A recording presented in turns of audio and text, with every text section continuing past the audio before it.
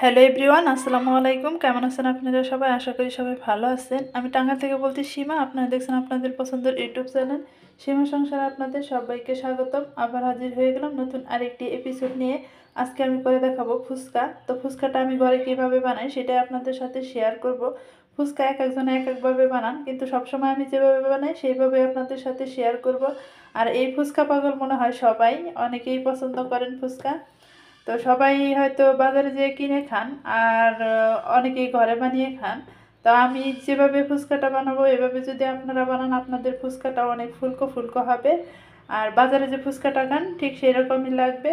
তো প্রথমে এখানে আমি নিয়ে নিচ্ছি ময়দা ফুচকা বানানোর জন্য। আর ফুচকা বানানোর জন্য ভিতরের পুরটা প্রথমে রেডি করে নেবেন, তারপর করে নেবেন ফুচকাটা বানাবেন, তাহলে আর কি ভালো হবে। তো প্রথমে এই ময়দাটুকু আমি একটা প্লেটে ঢেলে নিলাম সবগুলো ময়দা, আর সাথে দিয়ে দিব লবণ। লবণের সাথে ময়দাটা ভালো মতো মিক্সড করে নিতে হবে।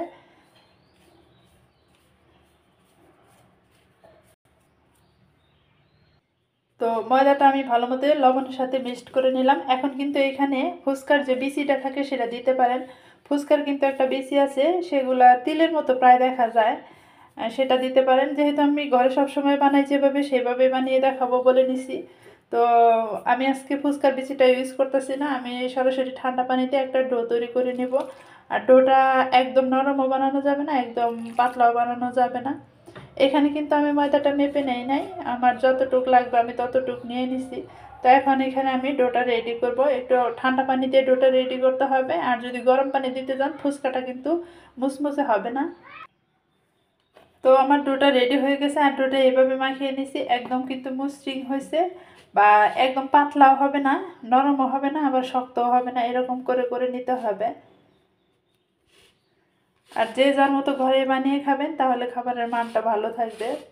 আর বাহিরের খাবার অনেক ধুলা ময়লা বা মশা মাছি পড়ে, সেই জন্য ঘরে বানিয়ে খাবেন। তো এখন আমি ঢাকনাটা ঢেকে 10 মিনিটের জন্য রেস্টে রেখে দেবো, ফিরে আসবো 10 মিনিট পর। তবে রেস্টে রাখার আগে একটু তেল দিয়ে নিতে হবে। তেলটা দিয়ে ভালো মতো মিক্সড করে নেব ডোটার সাথে, সুন্দরভাবে চটকে চটকে মিক্সড করে নিতে হবে। মিক্সড করে তেলটা প্রথমেও দিতে পারতেন, তবে এভাবে দিলে উপরের ডোটা আর কি হবে না, একদম মসৃণ থাকবে। তো এইভাবে চটকে চটকে মাখিয়ে তারপর ডোটা আপনার ঢাকনাটা ঢেকে রেখে দিবেন।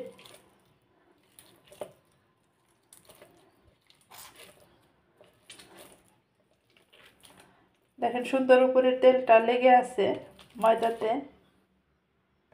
দেখেন আরও মসৃণ হয়ে গেছে। আর এখন রেস্টে রেখে দিতে হবে।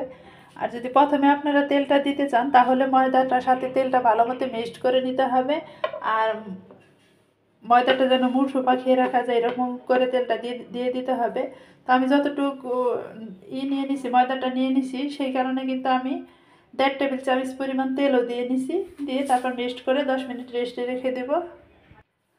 তবে আমার 10 মিনিট হয়ে গেছে, এখন আমি আবার কিছুক্ষণ হাত দিয়ে মুথে নেব। সুন্দর করে মুথে নিয়ে তারপর একটা রুটি বানিয়ে নিতে হবে। আর যে যত বড় ফুচকাগুলো করতে চান সে তত বড় করেই করে নিতে পারবেন, সমস্যা নাই। তবে আমি যতটুকু করে করব ওটা হচ্ছে স্বাভাবিক মতো করেই করব ফুচকাগুলো। তো দেখেন এই যে হাতটা কীভাবে টলে নিচ্ছি, এভাবে হাতটা কিছুক্ষণ মথে নিতে হবে 2-3 মিনিট। আর দেখেন এই যে পরে তেলটা দেওয়ার কারণে একদম মসৃণ হয়েছে। প্রথম অবস্থায় যদি তেলটা দিতে যেতেন তাহলে কিন্তু এতটা মসৃণ হতো না, কিন্তু আপনারা চাইলে প্রথম অবস্থাও দিয়ে নিতে পারেন। তো আমি এইভাবে পরে দিই, সেই জন্য আমি আপনাদের সাথে পরে দেওয়াটাই শেয়ার করলাম। তো হাতে কিছুক্ষণ মধ্যে নিলাম, এখন আমি রুটিটা বানিয়ে নিব। এই তো দেখেন বড় সাইজের একটা রুটি বানিয়ে নিছি। আর এই ফুচকাগুলো বানানো কিন্তু একদম সহজ, একদম সহজভাবে আমি দেখিয়ে নিচ্ছি। আর ফুচকাগুলো বানানোর জন্য এরকম আমি একটা ঢাকনা নিয়ে নিছি, এটা 5 কেজি তেলের বোতলের ঢাকনা। তো আপনারা চাইলে যে কোনো দিয়ে কেটে নিতে পারেন। তো এইভাবে চাপ দেব আর দেখবেন সুন্দর একটা ফুচকা হয়ে যাবে। তো দেখেন এই যে চাপ দিছি, সুন্দর একটা ফুচকা হয়ে গেছে। আর আমার ফুচকাটা এরকম মোটা হয়েছে। তো যেহেতু সবসময় আমি ঘরে বানাই সেইভাবে আমি দেখিয়ে দিচ্ছি। আর 50 টাকা, 60 টাকা, 40 টাকা প্লেট ফুচকা না খেয়ে এভাবে যদি ঘরে বানান আপনার ফুচকাটা পারফেক্ট হবে। দেখেন আমি এতটুকু এতটুকু করে বানিয়ে নিচ্ছি, আর সবগুলো আমি এইভাবে বানিয়ে নিব। ফিরে আসবো সবগুলো বানানোর পর। তো ফাইনালি সবগুলো বানানো হয়ে গেছে, এখন ভাজি করার পালা। কড়াইটা এখন বসিয়ে দিলাম চুলাতে। তো তেলটাও দিয়ে দিছি। তেলটা ভালো মতো যখন গরম হয়ে আসবে তখন কিন্তু ফুচকাগুলো দিতে হবে, তাহলে কিন্তু একদম ফুচকাগুলো ফুলে ফুলে উঠবে। তো আমার তেলটা প্রায় গরম হয়ে গেছে, ভালো মতো গরম করে নিলাম। তো এখন ফুচকাগুলো দিয়ে দিব।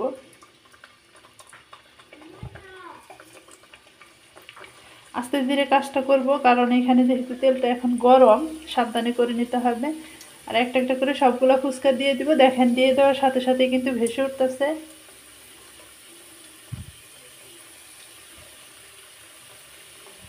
সবগুলো এরকমভাবে ভেসে উঠবে, আর গোল্ডেন কালার করে ভাজি করে নিতে হবে যেন মুসমুসে থাকে।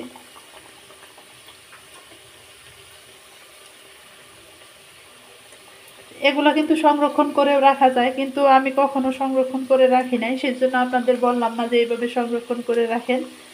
তো যেহেতু আমি রাখি নাই, এই জন্য আমি অতটা ভালো মতো বলতেও পারবো না আপনাদের। দেখেন সবগুলো ফুচকা ফুলে ফুলে উঠবে।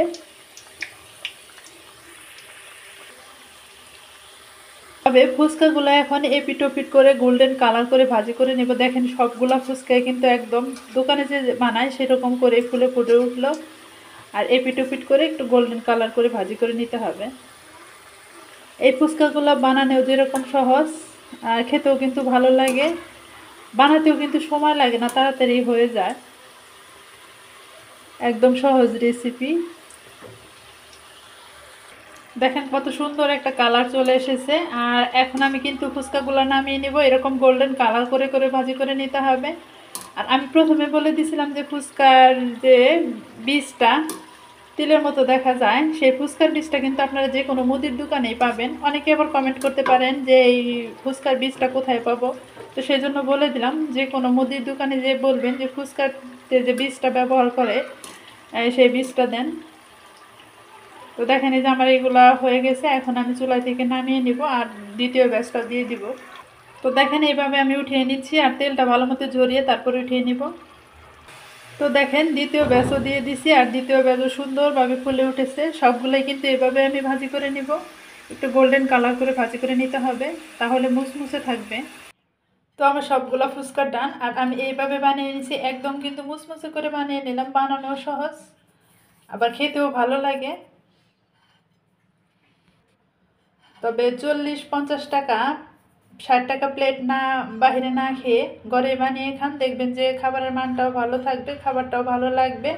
আর নিজের হাতে বানানো খাবারের টেস্টই আলাদা। বা একটা জিনিস যদি সুন্দর করে বানাতে যান, যদি সুন্দর হয় তাহলে কিন্তু খেতেও ভালো লাগে বা এমনিতেও ভালো লাগে।